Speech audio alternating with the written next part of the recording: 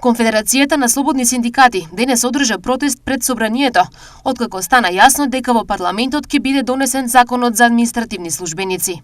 Па ние ги повикуваме неколку пати народните избраници, ги повикуваме да се освестат и едноставно да гласаат против носењето на овој закон, да го отфрлат, но очигледно дека за нашите повици немаат слух.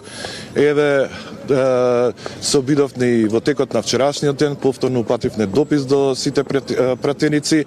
Што ќе се случува понатака, не знам, но знам дека ова е символично. Денес имавме состанок каде што решивме дека нема да дозволиме да се скрати ова право на работниците. Според Ралповски, административните службеници ќе изгубат по 2500 денари месечно, доколку овој закон биде донесен. Значи, платите нема да бидат намалени за 2500 денари, него платите нема да се усогласат со минималната плата, затоа што минималната плата како дел од плата повеќе ќе нема доколку го изгласаат овој закон, како дел од основна плата, а тоа значи дека и минатиот труд кој што се пресметува на основната плата и тој нема да го има, така да оштетувањето на работниците за најмалку 50 на евра што треба да се усогласат платите во март ќе го немаат и со тоа голем дел од јавната администрација повторно ќе биде сведено на ниво на минимална плата. Жестока реакција поради овој закон вчера најави председателот на Сојузот на синдикати на Македонија, Слободан Трендафилов, кој исто така се закани со протести,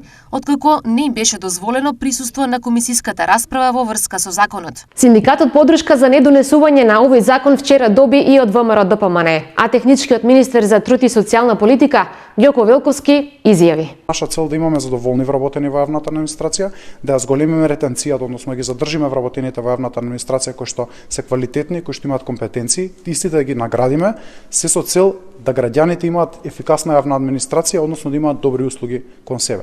Овој закон веруваме дека оваква брза процедура, без никаква консултација и вклученост на засегнати страни, не го гарантира овој процес. Дали ова ќе ја предомисли власта е неизвестно, но законот е со европско знаменце, што значи ќе биде усвоен по скратена постапка. Според извори од собранието, најверојатно во вака предвидената форма, тој ќе биде изгласан на 7 февруари.